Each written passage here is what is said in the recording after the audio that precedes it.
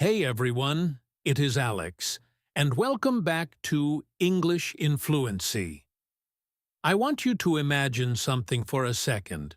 You are sitting in a busy coffee shop, maybe in London or New York, and you are chatting with a local friend. They are speaking English, and you feel pretty good because you understand most of what they are saying. But then, they look at you, and they see a tiny bit of confusion on your face. Maybe you did not hear them perfectly over the noise of the coffee machine. Or maybe they used a word you just do not know. What happens next changes everything. Your friend does not repeat the exact same sentence. Instead, they say it again, but completely differently. They use different words. They change the grammar. And just like that, you are lost again. You smile and nod, but inside, you feel that familiar wave of frustration because you missed the meaning twice. Not because your English is bad, but because natural speakers rarely say things exactly the same way twice. This happens every single day to English learners around the world, and it is exactly what we are going to fix today. We are going to dive deep into understanding natural rephrasing. So the next time someone changes their words, your brain will follow them effortlessly. Let me tell you a quick story about my friend Daniel to show you exactly what I mean. Daniel was visiting London for the first time. He had been studying English for years. His grammar was fantastic, and he knew thousands of words. He walked into a small sandwich shop, and the person behind the counter asked him if he wanted his bread toasted. Daniel did not quite catch the word toasted because the person spoke so fast. The server noticed Daniel hesitating, so she tried to be helpful. She did not say toasted again. Instead, she said, "Do you want us to put it under the grill to make it hot and crispy?" Daniel froze. He knew every single word in that second sentence. Grill, hot, crispy. But his brain was still searching for the word toasted. He was trying to match the new sentence to the old sentence, and by the time he figured it out, the server was already looking at him awkwardly. This is the rephrasing trap. When we learn English in a classroom or from a textbook, we train our brains to listen for specific vocabulary words. But in real life, people communicate ideas, not vocabulary lists. When a native speaker thinks you did not understand, their brain instantly searches for a different route to the exact same idea. They do not even think about it. They just do it. And if your brain is stuck looking for the original route, you are going to get lost. So how do we stop this from happening? The secret is to stop listening to individual words and start listening to the big picture. You have to train your brain to listen for meaning, for the situation, and for the context. When someone rephrases, the situation does not change. If we are talking about a sandwich, and the person suddenly says something about making it hot and crispy, your brain needs to connect that to the sandwich, not to a dictionary. You need to let go of the first sentence the second you realize they are saying it again. This is a huge mental shift. It takes practice, but once you get it, your listening skills will feel like they have superpowers. You will stop panicking when you miss a word, because you will know that the speaker is probably just going to explain it in a different way. You just have to be ready to catch the new explanation. Let us look at how this works in everyday conversations. I want you to think about a very common situation, like meeting a friend who is running late. Imagine a woman named Sarah waiting on a street corner for her friend Tom. Tom comes walking up, looking a bit out of breath. and Sarah says, "You are running a bit behind schedule today." Now, if you are a learner, you might hear the words running and behind schedule, and you might think, wait, is he exercising? Is there a schedule? What schedule? Tom looks at Sarah and sees she is waiting, so he says, "Yeah, I am just running a little late." He rephrased it.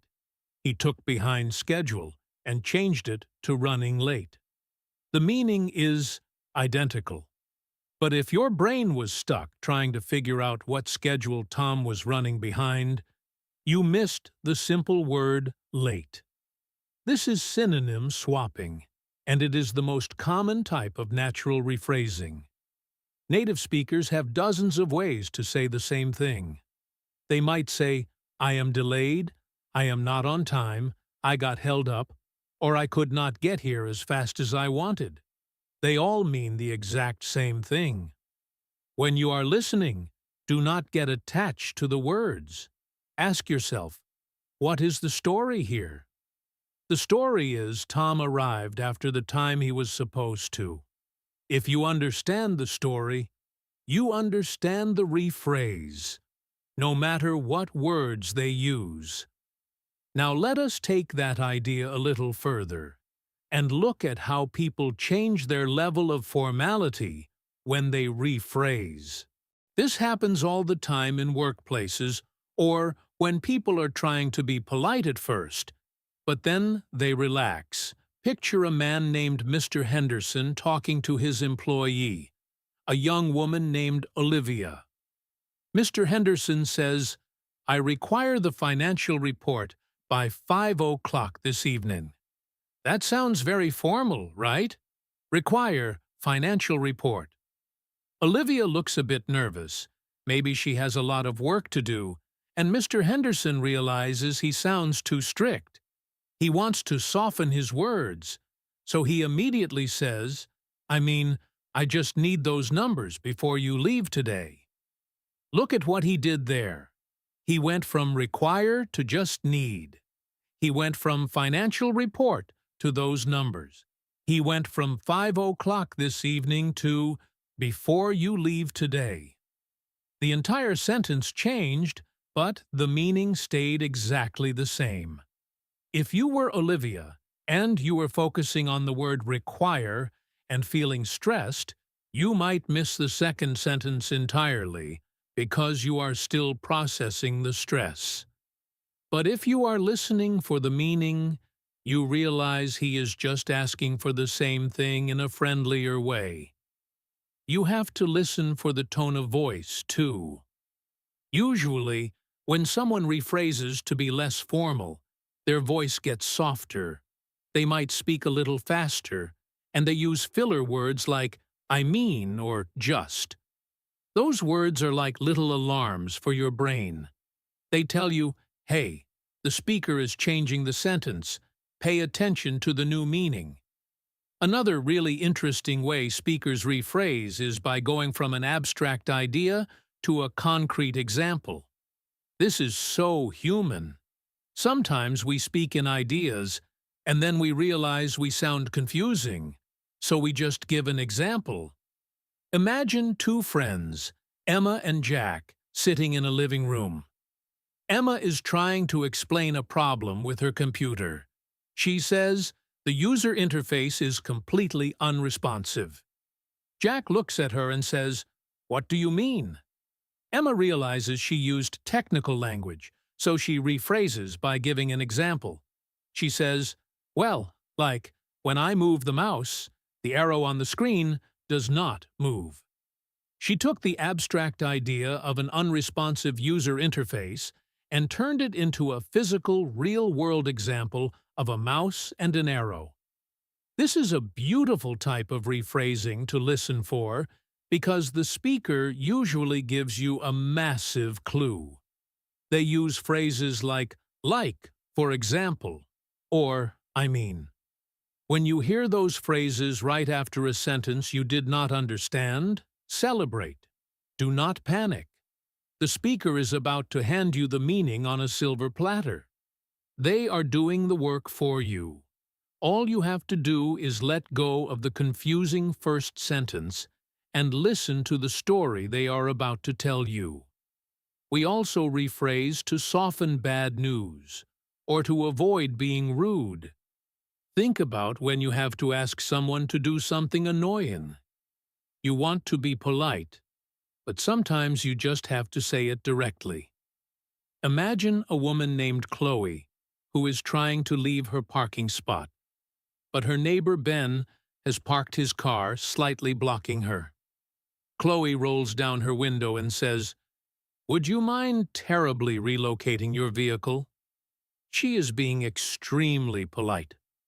Relocating your vehicle sounds almost like something a police officer would say. Ben looks confused. Maybe he is not sure what she means. Chloe sighs and says, "I just need you to move your car so I can get out."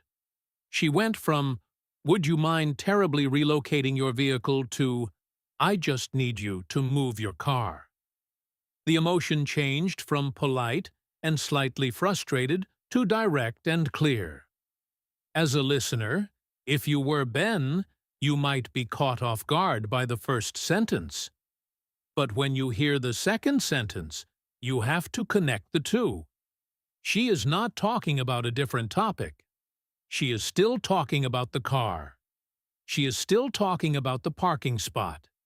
The context is your anchor. When the words change drastically, hold on to the context. The context will guide you to the meaning. Let us talk about emotional rephrasing now.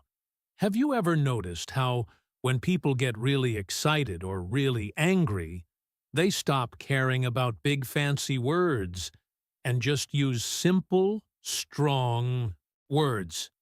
This is a fantastic clue for your listening skills. Picture two friends, Liam and Noah, eating at a really nice restaurant.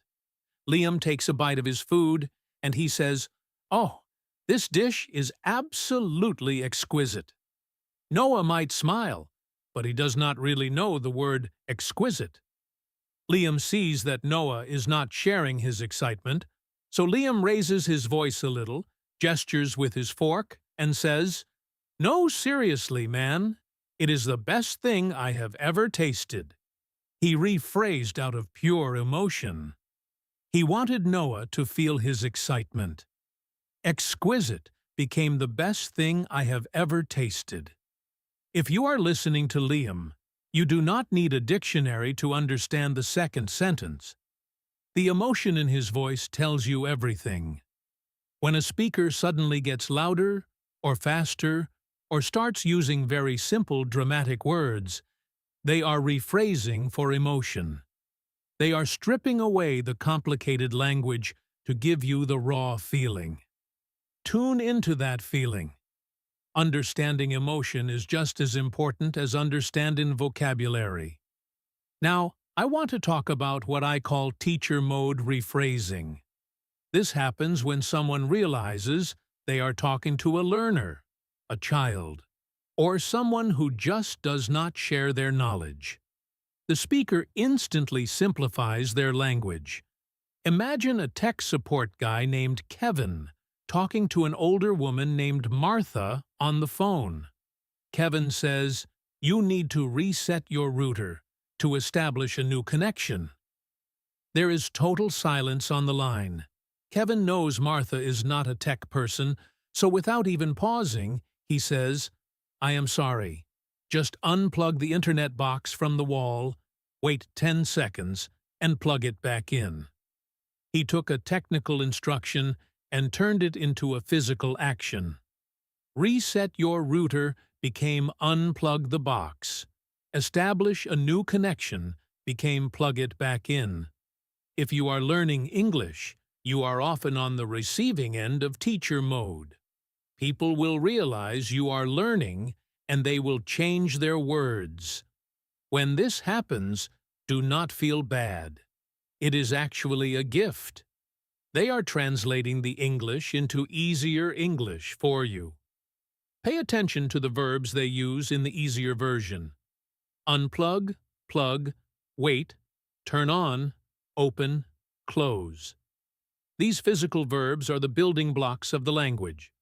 When people rephrase into teacher mode, they usually drop the formal grammar and start using the imperative tense, which is just the verb at the beginning of the sentence. Listen for those action words, and you will understand the task.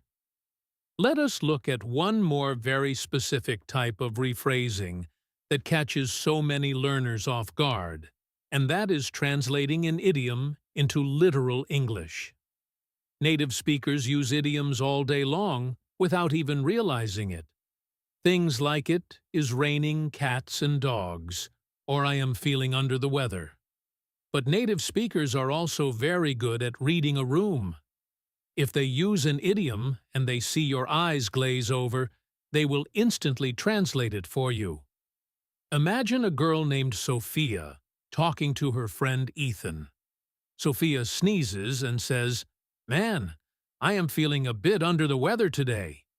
Ethan looks concerned but does not say anything. Sophia realizes he might not know the phrase, so she says, "Sorry, I think I am catching a cold." Under the weather literally became catching a cold. The idiom vanished and was replaced by plain, literal English. If you are Ethan and you heard "under the weather" and panicked, you missed the translation right behind it. You have to train yourself to stay calm when you hear an idiom you do not know. Just wait for 3 seconds. Very often, the speaker will translate it for you. They will say, or, in other words, and then they will give you the literal meaning. You do not have to study thousands of idioms to understand English. You just have to stay calm and wait for the speaker to rephrase them. So now that we have talked about all these different situations, how do we actually practice this? How do you train your brain to stop getting stuck on the first sentence and start following the rephrase? I want you to try a mental exercise right now as you listen to me. I want you to stop trying to understand my exact words and just try to understand my intention. What am I trying to do right now? I am trying to help you improve your listening comprehension. I am trying to encourage you. I am trying to make you feel like this is something you can conquer. You understand my intention perfectly, even if you did not catch every single syllable I just said. That is the skill we are building. You need to practice listening for intentions. When you watch an English movie or listen to a podcast, do not pause it when you miss a word. Force your brain to keep going. See if the speaker rephrases. See if the context gives you the answer. You will be surprised how often it does. The brain is an amazing pattern recognition machine. If you stop feeding it exact words and start feeding it whole situations, it will start filling in the blanks for you naturally. Think about how you listen in your own native language. If your mother calls you and the phone connection is bad, and she says something you do not hear, you do not have a panic attack. You just say, "What?" and she says it differently, and you understand. You do not analyze the grammar of her second sentence. You just grab the meaning. You need to start treating English the same way. Give yourself permission to not understand everything. It is completely normal to miss words. Even native speakers miss words all the time. The difference is that native speakers do not care when they miss a word because they know the speaker will probably say it again differently. You need to adopt that same relaxed attitude. If you are tense while listening, your brain blocks out new information. If you are relaxed, your brain absorbs everything. So take a deep breath, let your shoulders drop, and just listen to the flow of the conversation. Let the words wash over you and just grab onto the pieces that make sense. I want to give you another long example to really cement this in your mind. Imagine a scenario at an airport. A man named David is at the check-in desk. He is a bit stressed because he is running late. The woman behind the desk, Rachel, looks at his passport and says, "Sir, your luggage exceeds the maximum weight allowance." David looks terrified. He has no idea what allowance means, and exceeds sounds very serious. He just stands there staring at her. Rachel sees his panic and immediately switches gears. She says, "I am sorry. Your bag is just too heavy. You have to take some things out." Look at how beautifully she rephrased that. Exceeds the maximum weight allowance became too heavy. You have to take some things out. She turned a formal, bureaucratic airport rule into a simple physical action. If David had panicked and started searching his dictionary for the word exceeds, he would have missed her simple explanation. But if David stayed calm and just looked at the situation, a heavy bag at an airport, he could have guessed what she meant even before she spoke the second time. Always use your eyes and your common sense when you are listening. Listening is not just about your ears, it is about your whole brain figuring out what is happening in that moment. Let us move to a completely different environment to see how rephrasing works in social situations. Imagine a party at a house. A woman named Mia is talking to a guy named Chris. The music is loud, and there are a lot of people around. Mia is telling Chris about her weekend. She says, "I went to this obscure art exhibition downtown." Chris nods, but he has no idea what obscure means. He does not want to look silly, so he just smiles. Mia sees that he is not really reacting, so she rephrases. She says, "It was basically a small show that nobody really knows about." Obscure became a small show that nobody really knows about. She defined the word right there in the conversation. This happens constantly in English. People use a fancy word, and then they immediately describe it with simple words. It is like they are writing their own dictionary for you while they speak. Your job is to notice when they are defining a word. Usually they will say it was basically, or it means, or it was like. When you hear those phrases after a word you do not know, wake up. The speaker is handing you the definition. If you learn to listen for these little definition clues, your vocabulary will grow incredibly fast without ever opening a textbook. We should also talk about how rephrasing happens when people are disagreeing with each other. Disagreements are high emotion, and when people get emotional, their vocabulary changes rapidly. Imagine a married couple, Anna and Mark, talking about money. Anna says, "We really need to be more frugal with our spending this month." Mark does not like the word frugal. It makes him feel like Anna is calling him cheap. He gets a little defensive and says, "I am not being cheap. I just think we should watch what we buy." Anna rephrased her idea of being careful with money as being frugal. Mark rephrased it as watching what you buy. They are both talking about the exact same concept, spending less money, but their emotions changed the words they chose. When you are listening to a disagreement in English, do not get distracted by the emotional words. Look past the words cheap or frugal and listen to the core issue. The core issue is money. If you focus on the core issue, the rephrasing will not confuse you. You will understand that they are actually agreeing on the problem.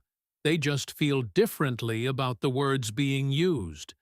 This is a very high-level listening skill, but you can absolutely develop it by always asking yourself, what is the real topic here?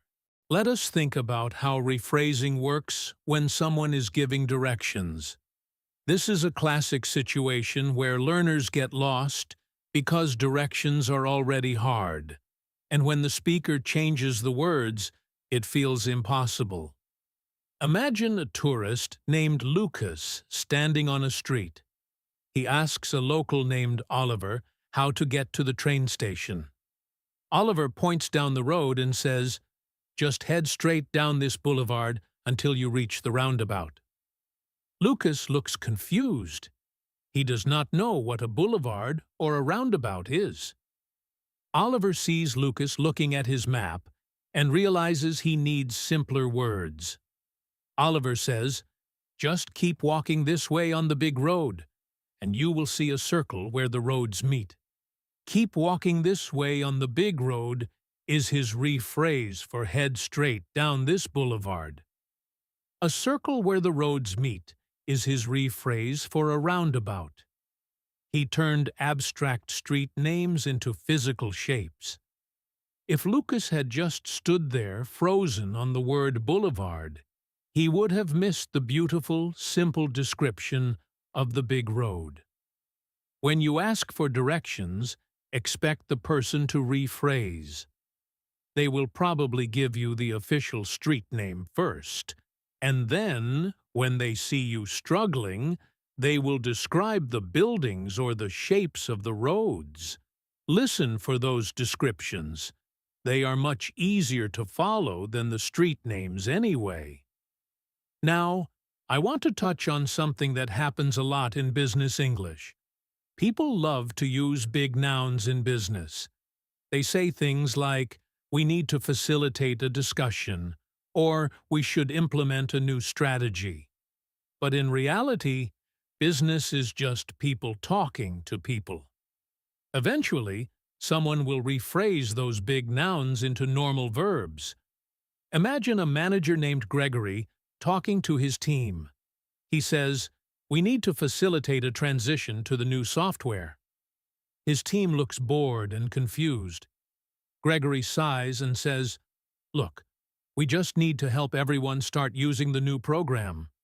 Facilitate a transition became help everyone start using. That is the real English. That is the English of the real world. If you are working in an English-speaking environment, do not let the big business words scare you. Wait for the rephrase. Someone in the room, maybe even the manager himself, will eventually translate that business jargon into plain English.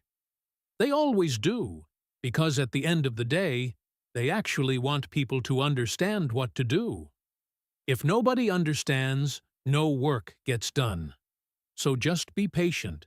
Let the big words fly over your head, and wait for the plain English to arrive. I want to share one more story with you about a situation involving health. This is an area where rephrasing is literally a matter of safety, and doctors and nurses are actually trained to rephrase. Imagine a man named Leo at the doctor's office. The doctor says, "You are experiencing some inflammation in your lower abdomen." Leo looks worried and says, "What does that mean?" The doctor does not repeat inflammation. She points to his stomach and says, "You have some swelling and pain down here." Inflammation became swelling and pain. Lower abdomen became down here. She used a physical gesture to help her rephrase. When you are in a situation where someone is pointing or using their hands, use your eyes, watch their hands. If they point to their stomach and say "down here," your brain should immediately connect the English words to the physical gesture. Rephrasing is not just about words, it is about the whole communication package. The tone of voice, the facial expression, the hand gestures. When you combine all of those things, understanding becomes so much easier. You are not just a pair of ears. You are a whole person absorbing a whole scene. Now I want to look at some very specific tricks that speakers use to rephrase, tricks that you can start listening for today. One of the most powerful tricks speakers use is rephrasing through contrast. This is when someone tells you what something is not, in order to help you understand what it is. Picture a busy restaurant kitchen. A head chef named Arthur is yelling instructions to his assistant, a young man named Pete. The kitchen is loud, pots are clanging, and Arthur shouts, "Pete, this soup needs to be more robust." Pete is new, he is stressed, and the word robust just does not register in his brain. He stands there, holding a ladle. Arthur sees the blank look on Pete's face and immediately uses contrast. Arthur says, "It is not thin and watery, it needs to be thick and strong." He did not give Pete a dictionary definition of robust. Instead, he painted a picture of the opposite. He said what it is not, thin and watery, to guide Pete to what it should be, thick and strong. As a listener, when you hear words like not or it is not like, your ears should perk up. The speaker is giving you a boundary. If you understand the boundary, you can guess the meaning. Even if you do not know the word robust, if you hear a chef say a soup is not thin and watery, your brain can easily figure out that he wants it thicker.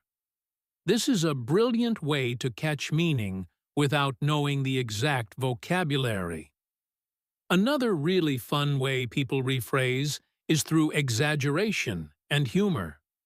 When people are chatting casually, they often use normal words first, and then they realize they want to make the story more exciting, so they rephrase with crazy, exaggerated words.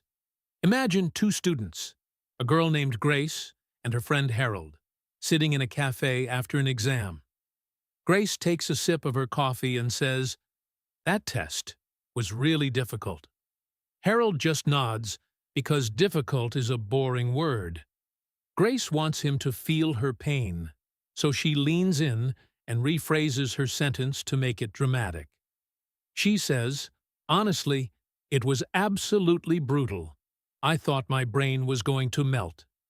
She took the simple idea of a hard test and rephrased it into a dramatic story about a melting brain. Now, if you were listening to Grace, you might not know the word brutal, but you know what melting brains mean. You know that is a joke. You know she is just saying the test was very hard. Native speakers do this constantly. They upgrade their language to make you laugh or to show emotion. If you are listening to someone tell a story and the words suddenly get crazy or impossible, do not panic. They are not speaking a different language. They are just playing with English. Understand the joke, and you will understand the meaning. Let us talk about a rephrasing tool that you probably use in your own native language without even thinking about it. I call it the, filler rephrase. When people are talking fast, their mouth gets ahead of their brain. They say something, and then they realize it was not clear, so they throw in the words or like, and then they say it again. Imagine two roommates, Nathan and Owen, cleaning their apartment. Nathan walks into the living room, sees a huge mess, and says, "This place is in a state of total disarray." Owen stops sweeping and looks at him like he is crazy. Nathan laughs at himself, waves his hand around and says, "It is just a total disaster area, like a bomb went off." The phrase, is your golden ticket here. When a speaker says right after a sentence, they are admitting that they did not explain it well the first time. They are resetting the conversation. If you hear or I mean, or what I mean is, get ready for a simpler version of the sentence. Nathan went from a state of total disarray to a total disaster area. He made the sentence longer, but he made the words much more common. Disarray is a rare word. Disaster is an everyday word. The speaker downgraded the vocabulary to help you out. Just listen for those filler words, and you will always catch the second chance to understand. I want to look at how tone and speed change during a rephrase. This is something you can only hear. You cannot read it in a book, which is why listening practice is so important. Imagine a public library. A librarian named Fiona is speaking very quietly and formally to a student named Kyle. She says, "Sir, you must maintain absolute silence in the reading area." Kyle has his headphones half on, and he does not really process the formal language. Fiona notices he is still shuffling his papers. She does not repeat the formal sentence. Instead, she changes her tone completely. She drops the formal librarian voice, speaks a little faster, and says in a normal voice, "Hey, could you please keep it down over here?" The words changed, the speed changed, and the feeling changed. She went from sounding like a rule book to sounding like a normal person. If Kyle was only listening for the formal word silence, he missed the friendly request to keep it down. You have to train your ears to notice when the music of the sentence changes. When a voice goes from high and formal to low and casual, or from slow to fast, a rephrase is happening. The speaker is changing their character. Do not get stuck on the first character. Follow the speaker into their second character, and the meaning will become clear. I want to give you a little mental challenge right now to prove how good your brain is at this. I want you to close your eyes for a second. Well, do not actually close them because you need to read the screen, but just relax your eyes and imagine this scene in your mind. Imagine you are standing in a grocery store. You hear a woman say, "I am looking for a citrus fruit that is yellow and very sour." Now, keep that picture in your head. A second later, you hear her say, "Do you have any lemons?" Did your brain make the connection? Of course it did. You already knew that a yellow, sour citrus fruit is a lemon. The speaker just took the definition and gave you the name. This is reverse rephrasing. Sometimes speakers give you the definition first, and then they give you the exact word. If you are listening to English and someone describes something in great detail, just wait. They are probably going to give you the exact word at the end of the description. Your brain is incredibly smart. If you just let it process the description like a picture, the word will pop into your head even before the speaker says it. You just have to trust your brain and stop translating every single word back to your native language. Let the English paint the picture, and the meaning will appear. Now let us talk about what happens when you are the one who has to ask for a rephrase. A lot of learners are terrified of saying sorry. Could you repeat that? Or, I do not understand. They feel embarrassed. But asking someone to rephrase is actually the most powerful listening tool you have. When you ask someone to say it again, you are taking control of the conversation. You are forcing the speaker to do the work for you. Let me tell you about a young guy named Sam. Sam moved to a new city and started working at a garage. His boss, an older woman named Hazel, was explaining how to use a specific tool. She said, "Make sure you calibrate the torque wrench before you use it." Sam had no idea what calibrate or torque meant. Instead of panicking or pretending to understand, Sam took a deep breath and said, "Hazel, I am sorry. I am new to this. Could you show me what you mean?" Hazel smiled, picked up the tool, and said, "Sure. Just twist the bottom until the numbers match the number on the box. Twist the bottom." until the numbers match. That was her rephrase. It was physical, it was simple, and Sam understood it perfectly. If Sam had just nodded, he could have broken the tool or hurt himself. By asking for a rephrase, he got the information he needed. You must never feel shy about doing this. Native speakers ask each other to rephrase all the time. We say, "Wait, what do you mean?" Or, "Say that again," or "I am lost." It is a completely normal part of human conversation. Let us explore how rephrasing happens when people are apologizing. Apologies are tricky because people feel guilty, and when they feel guilty, they use a lot of words to avoid getting to the point. They give you the long version first, and then they usually break it down into a simple truth.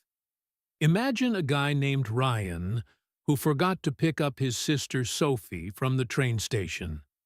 Sophie is standing in the cold, and when Ryan finally arrives, he jumps out of the car and says, "I am so sorry. My meeting overran, and I lost track of time, and the traffic was terrible." Sophie is angry, and she just stares at him.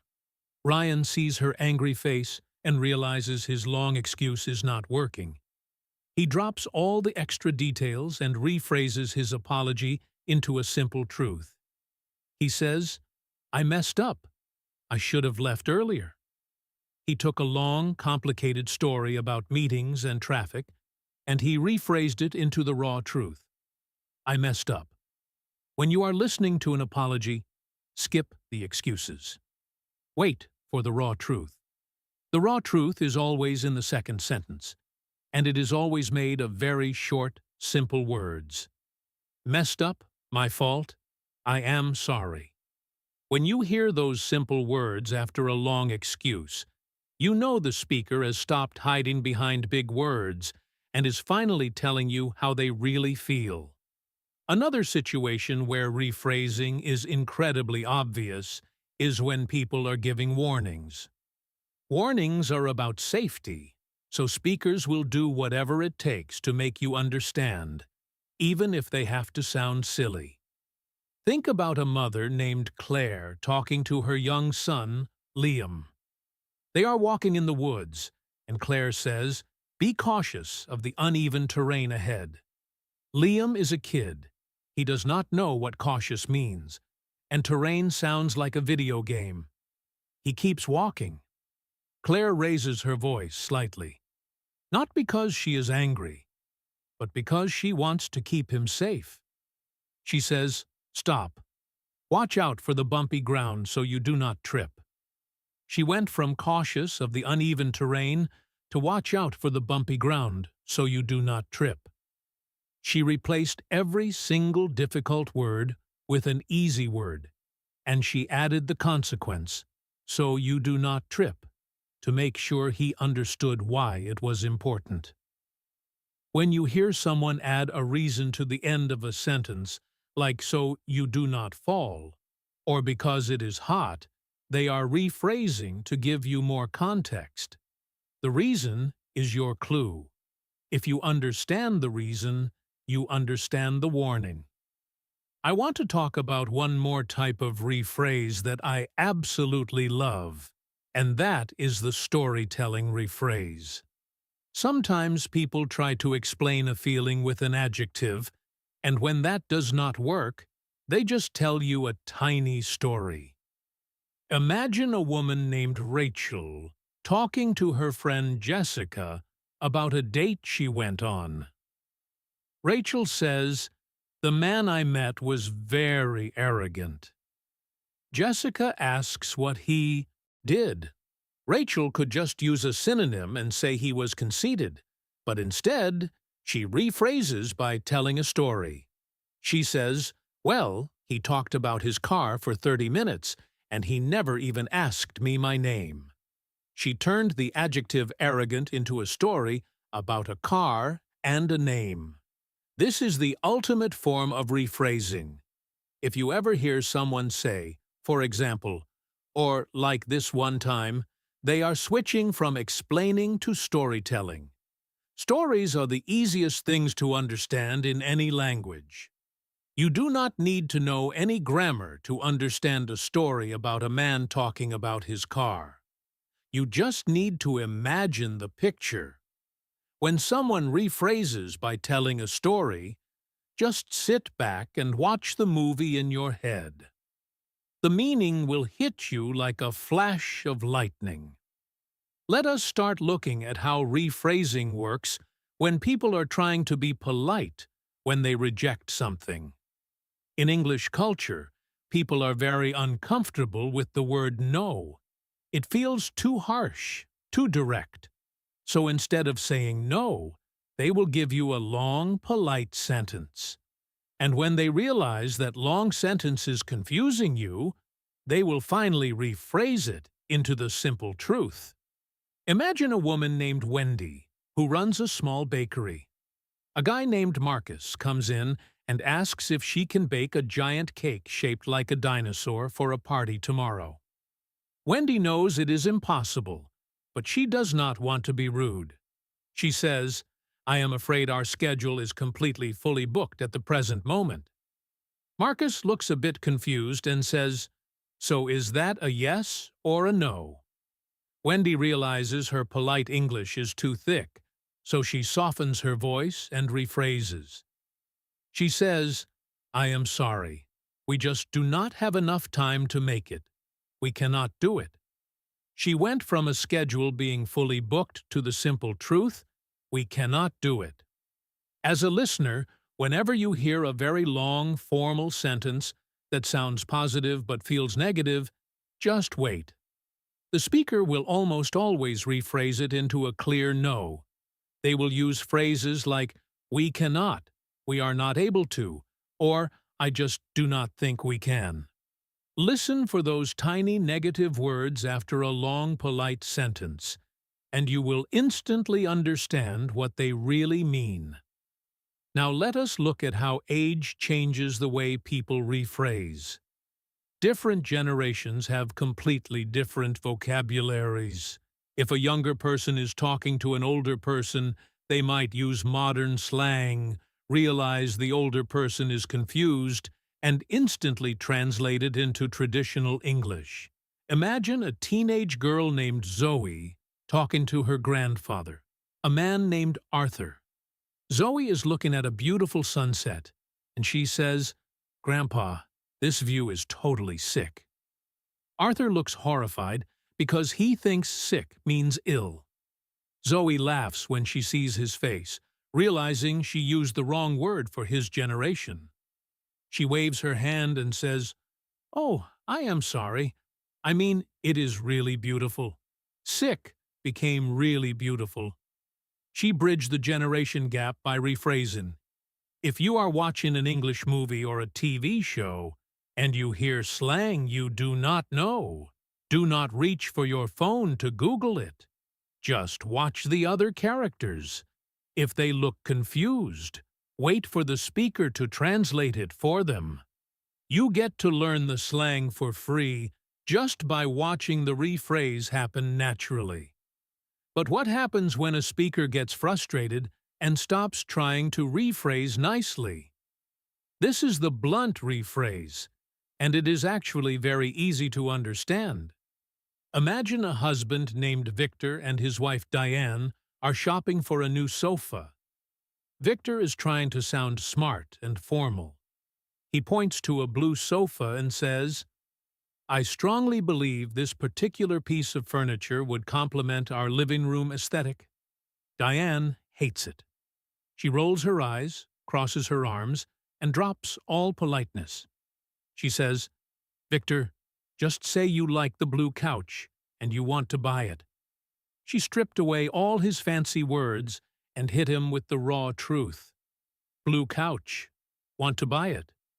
When you hear someone drop the polite tone and use short, punchy sentences, they are giving you the blunt rephrase.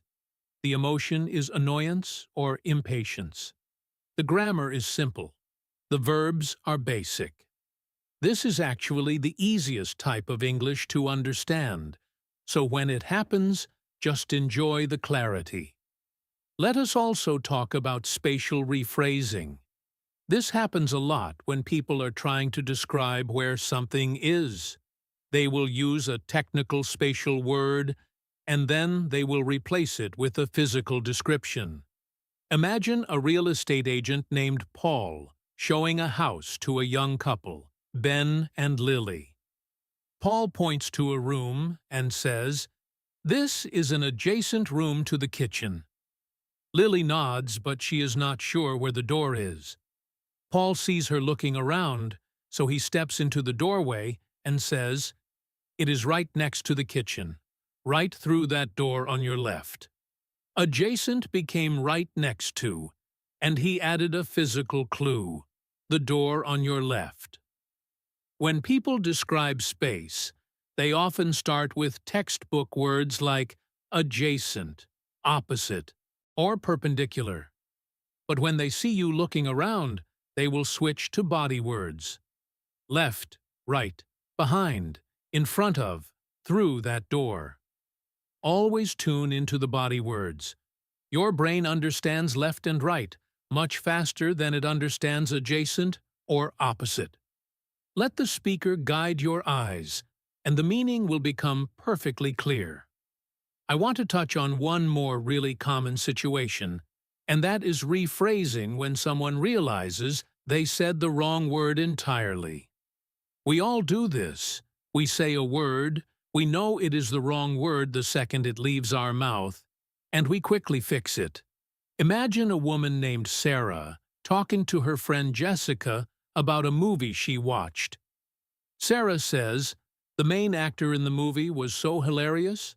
I mean, not hilarious, he was actually very serious, but he was a great actor.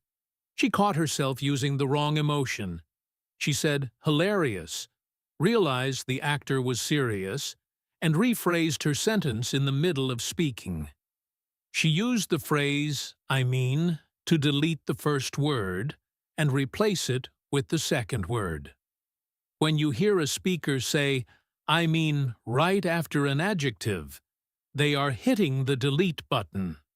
They are telling you to ignore the first word and listen to the second word. It is like a live editing trick. If you learn to hear "I mean" as a delete button, you will never get confused when people correct themselves in the middle of a sentence. All right, we have talked about so many incredible tools that speakers use to help you understand. Now, I want you to put all of your focus on me for this final exercise. I am going to tell you a continuous story. I am not going to stop to explain the rephrases this time. I want you to just listen to the flow of the story. I want you to imagine the scene in your head. When you hear a character say something confusing and then say it again differently, I want you to feel that little victory in your brain when you catch the meaning. Do not worry about missing anything. Just flow with me. Here is the story. A young guy named Oliver just moved to a new city, and he wanted to buy a pet. He walked into a large animal store, and he was immediately overwhelmed. He walked up to the counter and said to the clerk, a woman named Brenda, "I am looking for a canine companion." Brenda smiled warmly and said, "Oh, you mean a dog. We have plenty of dogs." She pointed to the back of the store and said, "They are located in the canine enclosure." Oliver looked blankly at her. Brenda laughed and pointed again, saying, "Sorry, they are just in the room at the back." Oliver walked to the back room and saw a small brown dog. He pointed at it and asked Brenda, "Is this one very energetic? I need one that likes to run." Brenda shook her head and said, "No, he is quite sedentary. He prefers to just relax." Oliver frowned, not knowing the word sedentary. Brenda saw his confusion and said, "He is really lazy. He just sleeps all day." Oliver smiled because he understood now. He said, "Perfect. I will take him." Brenda said, "Great. We just need to finalize the adoption paperwork." Oliver looked nervous. Brenda noticed his hands shaking a little, so she patted the counter and said, "Do not worry. I just need you to fill out these forms so he is legally yours." Oliver took the pen, filled out the forms, and walked out of the store with his new lazy dog. Did you feel that? Did you notice how your brain naturally followed the story, even when Brenda used words like canine companion, enclosure, and sedentary? You did not need to stop and panic, because she immediately gave you the simple words. Dog, room at the back, lazy. This is exactly what real life feels like when you let go of the stress. The story keeps moving forward, and the meaning keeps arriving exactly when you need it. You just have to trust the process. You have to trust that the speaker wants to be understood just as much as you want to understand them. Communication is a two-way street, and native speakers are doing half the work for you by rephrasing. You just have to do your half, which is staying calm, listening for the context, and waiting for the simple words to arrive. I want to leave you with a final thought about what fluency really is. A lot of people think fluency means knowing every word in the dictionary. They think it means speaking perfectly without ever making a mistake. But that is not what fluency is. Fluency is flow. It is the ability to keep a conversation moving even when things go wrong. When you miss a word and you do not freeze, that is fluency. When you ask someone to say it differently, that is fluency. When you catch a rephrase and smile because you understood the real message, that is absolute fluency. You are already fluent in so many ways. You just need to give yourself permission to believe it. Stop judging your English by how many words you know. Start judging your English by how well you can connect with other people. If you can understand the story of a boy buying a lazy dog, even if you did not know the word sedentary, you are winning. You are doing it. You are achieving your goal. I want to thank you from the bottom of my heart for spending all this time with me on English in Fluency. Creating this space for you to learn naturally, without pressure, without boring grammar rules, is the best part of my day. If you found value in this extended lesson, please take 1 second to hit the like button. It tells the algorithm that this kind of deep, meaningful practice is what you want, and it helps me reach more learners just like you. Make sure you are subscribed so you do not miss any of our upcoming listening challenges. I want you to go down to the comments right now and type the word flow. Just type the word flow. I want to see how many of you are committing to this new, relaxed way of listening. Share this video with anyone you know who is struggling with their English listening. Tell them to stop translating and start flowing. You have the power to change how they learn, just by sharing this message. Keep practicing your English every single day. Keep listening to real conversations. Keep smiling when you make mistakes. And remember that every rephrase is a second chance to understand. I will see you in the next video.